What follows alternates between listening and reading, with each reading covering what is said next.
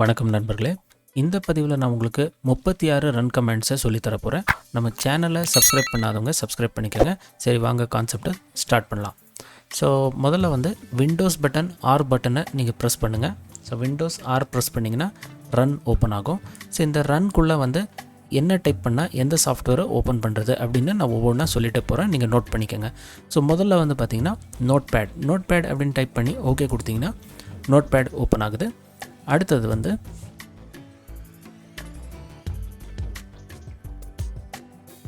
MS paint அப்படின்னு type பண்ணி okay கொடுத்தீங்கன்னா மைக்ரோசாஃப்ட் பெயிண்ட் ஓப்பன் ஆகும். ஸோ இதுவே நீங்கள் பி ப்ரஷ் அப்படின்னு கூட டைப் பண்ணலாம்.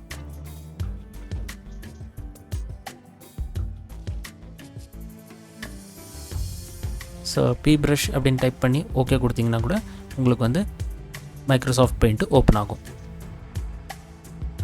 அடுத்தது வேர்ட் பேட் அல்லது ரைட் அப்படின்னு சொல்லி டைப் பண்ணி ஓகே கொடுத்தீங்கன்னா வேர்ட் பேட் ஓப்பன் ஆகும். ஸோ ஈவன் நீங்கள் ரைட் அப்படின்னு டைப் பண்ணி ஓகே கொடுக்கலாம். அடுத்தது மூவி மேக்கர் அப்படின்னு சொல்லி டைப் பண்ணி ஓகே கொடுக்கலாம். ஸோ இதுக்கு மூவி மேக்கர் ஓப்பன் ஆகும். பட் இது இன்ஸ்டால் ஆகியிருக்கணும். ஸோ இன்ஸ்டால் ஆகலைன்னா அது ஓப்பன் ஆகாது. ஸோ அடுத்தது வின்வேர்டு அப்படின்னு சொல்லி நீங்கள் டைப் பண்ணி ஓகே கொடுத்தீங்கன்னா மைக்ரோசாஃப்ட் வேர்டு ஓப்பன் ஆகும். அடுத்தது எக்ஸல் அப்படின்னு சொல்லி டைப் பண்ணி ஓகே கொடுத்தீங்கன்னா மைக்ரோசாஃப்ட் எக்ஸல் ஓப்பன் ஆகும்.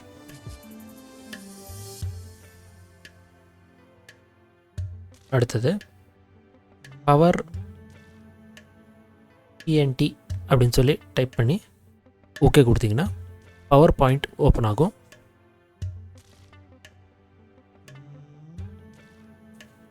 அடுத்தது எம்எஸ்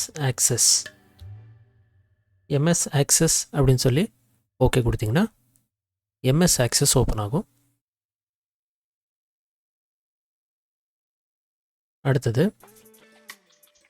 எம்எஸ் பப் அப்படின்னு டைப் பண்ணி ஓகே கொடுத்தீங்கன்னா எம்எஸ் பப்ளிஷர், அதாவது மைக்ரோசாஃப்ட் பப்ளிஷர் ஓப்பன் ஆகும். அடுத்தது அவுட்லுக் அப்படின்னு டைப் பண்ணி ஓகே கொடுத்தீங்கன்னா மைக்ரோசாஃப்ட் அவுட்லுக் ஓப்பன் ஆகும். அடுத்தது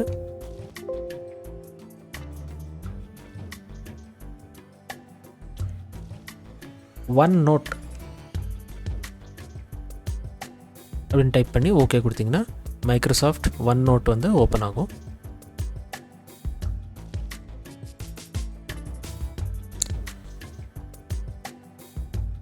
அடுத்தது டாஸ்க் எம்ஜிஆர் அப்படின்னு டைப் பண்ணி ஓகே கொடுத்தீங்கன்னா டாஸ்க் மேனேஜர் ஓப்பன் ஆகும்.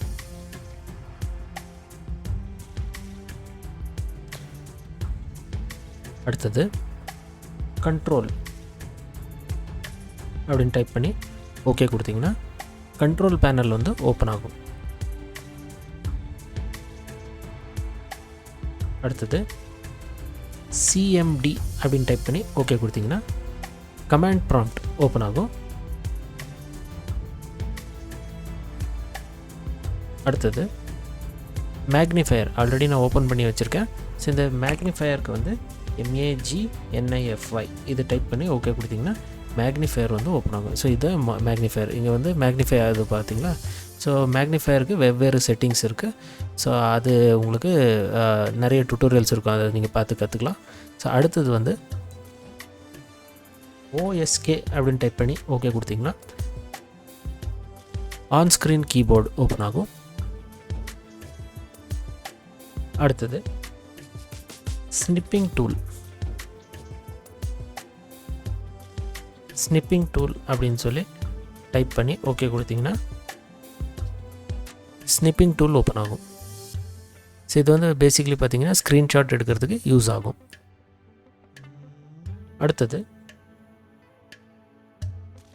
சார் மேப் அப்படின்னு டைப் பண்ணி ஓகே கொடுத்தீங்கன்னா கேரக்டர் மேப் ஓப்பன் ஆகும். ஸோ நீங்கள் பேசிக்கலி மைக்ரோசாஃப்ட் வேர்டுக்குள்ளே பார்த்துருப்பீங்க, சிம்பிள்ஸ் ஆப்ஷன் இருக்குது. ஸோ இது வந்து அதே ஆப்ஷன் தான். வெவ்வேறு சாஃப்ட்வேரில் வந்து உங்களுக்கு சில டைம் அந்த சிம்பிள்ஸ் ஆப்ஷன் இருக்காது. அப்போ இந்த சார் மேப்பை யூஸ் பண்ணி நீங்கள் அங்கே காப்பி பண்ணிக்கலாம். ஸோ அடுத்தது CALC அப்படின்னு டைப் பண்ணி ஓகே கொடுத்தீங்கன்னா கால்குலேட்டர் ஓப்பன் ஆகும். அடுத்தது நரேட்டர் அப்படின்னு டைப் பண்ணி ஓகே கொடுத்தீங்கன்னா narrator dialog, OK, button, Alt plus O, narrator window, narrate, exiting narrator. Windows narrator வந்து ஓப்பன் ஆகும். ஸோ இந்த விண்டோஸ் நரேட்டர் என்ன அப்படின்னு கேட்டிங்கன்னா, நீங்கள் வந்து டெக்ஸ்ட் டு ஸ்பீச், ஸோ எந்த இடத்துல நீங்கள் கர்சர் வைக்கிறீங்களோ அந்த இடம் வந்து அது ரீட் பண்ணி காமிக்கும். அடுத்தது வந்து எக்ஸ்ப்ளோரர் அப்படின்னு டைப் பண்ணி ஓகே கொடுத்தீங்கன்னா யூஸ்வலி நீங்கள் மை கம்ப்யூட்டர் ஓப்பன் பண்ணிங்கன்னா என்ன வருமோ அந்த இடத்துக்கு நீங்கள் வந்துடுவீங்க. அடுத்தது ஐ எக்ஸ்ப்ளோர் அப்படின்னு டைப் பண்ணி ஓகே கொடுத்தீங்கன்னா இன்டர்நெட் எக்ஸ்ப்ளோரர் ஓப்பன் ஆகும்.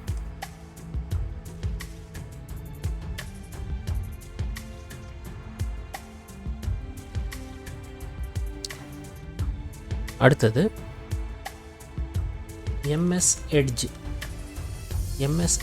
அப்படின்னு டைப் பண்ணி ஓகே கொடுத்தீங்கன்னா மைக்ரோசாஃப்ட் எட்ஜ் வந்து ஓப்பன் ஆகும்.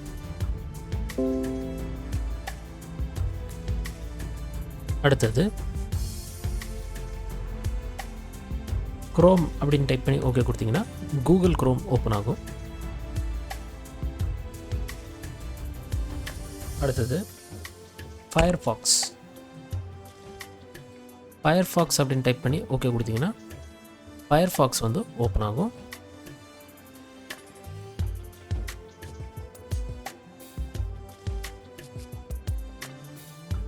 அடுத்தது WM பிளேயர்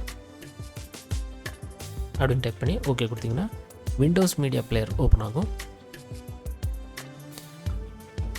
ஸோ நீங்கள் Player 2 அப்படின்னு சொல்லி டைப் பண்ணி ஓகே கொடுத்தீங்கன்னா கூட விண்டோஸ் மீடியா பிளேயர் ஓப்பன் ஆகும். அடுத்தது ரீசெண்ட் அப்படின்னு சொல்லி ஓகே கொடுத்தீங்கன்னா ரீசெண்ட் ஃபைல்ஸ் நீங்கள் கொஞ்ச நேரத்துக்கு முன்னாடி ஓப்பன் பண்ணியிருக்கிற ஃபைல்ஸோடைய லிஸ்ட்டு அப்படியே ஓப்பன் ஆகும். அடுத்தது ஃபாண்ட்ஸ் அப்படின்னு சொல்லி ஓகே கொடுத்தீங்கன்னா சிஸ்டமில் இருக்கக்கூடிய அந்த ஃபாண்ட்ஸ் ஃபோல்டர் வந்து ஓப்பன் ஆகும். நீங்கள் வேறு ஏதாவது ஃபாண்ட்ஸ் இன்ஸ்டாலேஷன் பண்ணணும் அப்படின்னாக்கா இந்த இடத்துக்கு வந்து நீங்கள் காப்பி பேஸ்ட் பண்ணிங்கன்னா இன்ஸ்டால் ஆகிடும். அடுத்தது டெம்பரரி ஃபைல்ஸ் ஓப்பன் பண்ணணும் அப்படின்னாக்கா நீங்கள் வந்து temp %temp அப்படின்னு டைப் பண்ணி ஓகே கொடுக்கலாம். ஸோ இது வந்து டெம்பரரி ஃபைல்ஸு ஓப்பன் ஆகும். இதை யூஸ்வலி சிஸ்டம் ஃபாஸ்ட்டாக வேலை செய்யலைன்னா சில பேர் இந்த வந்து டிலீட் பண்ணிகிட்டு இருப்பாங்க. இது இன்னொரு லொக்கேஷனும் இருக்குது. நீங்கள் வந்து temp அப்படின்னு டைப் பண்ணி ஓகே கொடுக்கலாம். ஸோ இது இன்னொரு லொக்கேஷன். இந்த 2 லொக்கேஷனில் உள்ள டெம்பரரி ஃபைல்ஸை நீங்கள் டிலீட் பண்ணிங்கன்னா சிஸ்டம் ஓரளவுக்கு ஃபாஸ்ட்டாக வேலை செய்யும். ஸோ அடுத்தது appwiz.cpl அப்படின்னு டைப் பண்ணி ஓகே கொடுத்தீங்கன்னா இந்த add or remove programs control பேனலுக்குள்ளே இருக்கும் பார்த்தீங்களா, ஆட் ஆர் ரிமூவ் ப்ரோக்ராம்ஸ் அது ஓப்பன் ஆகும். அடுத்தது வந்து shell recycle bin folder. So shell recycle bin folder அப்படின்னு சொல்லி டைப் பண்ணி ஓகே கொடுத்தீங்கன்னா ரீசைக்கிள் பின் வந்து ஓப்பன் ஆகும். அடுத்தது ஷட் டவுன் அப்படின்னு சொல்லிட்டு டைப் பண்ணி ஓகே கொடுத்தீங்கன்னா கம்ப்யூட்டர் வந்து ஷட் டவுன் ஆகிடும். பட் நான் இப்போ ஷட் டவுன் பண்ணலை. சில நேரங்களில் இந்த கமாண்ட் வந்து வேலை செய்யாமல் இருக்கிறதுக்கும் வாய்ப்பு இருக்குது. ஸோ அடுத்தது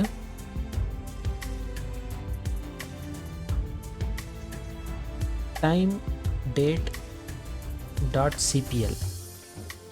timedate.cpl அப்படின்னு டைப் பண்ணி ஓகே கொடுத்தீங்கன்னா உங்களுடைய சிஸ்டமில் இருக்கக்கூடிய டைம் செட்டிங்ஸ் அது வந்து ஓப்பன் ஆகும்.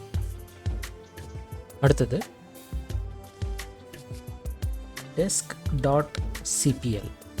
desk.cpl அப்படின்னு சொல்லி டைப் பண்ணி ஓகே கொடுத்தீங்கன்னா உங்கள் சிஸ்டத்தில் இருக்கக்கூடிய இந்த ரெசல்யூஷன், ஸ்க்ரீன் ரெசல்யூஷன் அந்த செட்டிங் வந்து ஓப்பன் ஆகும். அடுத்தது கண்ட்ரோல் ஸ்பேஸ்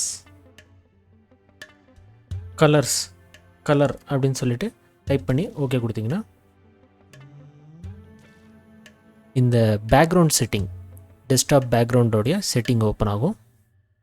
அதுக்கு அடுத்தது கண்ட்ரோல் ஸ்பேஸ் பிரிண்டர்ஸ் டைப் பண்ணி ஓகே கொடுத்தீங்கன்னா பிரிண்டர் அண்ட் ஃபேக்ஸஸ் அந்த டிவைஸ் அண்ட் பிரிண்டர்ஸ்ன்னு இருக்குது பார்த்தீங்களா, இந்த செட்டிங் வந்து ஓப்பன் ஆகும். என்ன நண்பர்களே, இந்த வீடியோ உங்களுக்கு பிடிச்சிருந்தா இந்த வீடியோக்கு ஒரு லைக்கை கொடுங்க. நம்ம சேனலை சப்ஸ்கிரைப் பண்ணாதவங்க சப்ஸ்கிரைப் பண்ணிக்கோங்க. நம்ம சேனலுக்குள்ளே போய் மற்ற வீடியோக்களையும் பாருங்கள். நான் மீண்டும் உங்களை அடுத்த வீடியோவில் இதே போல் ஒரு நல்ல டாப்பிக்குடன் சந்திக்கிறேன். நன்றி, வணக்கம்.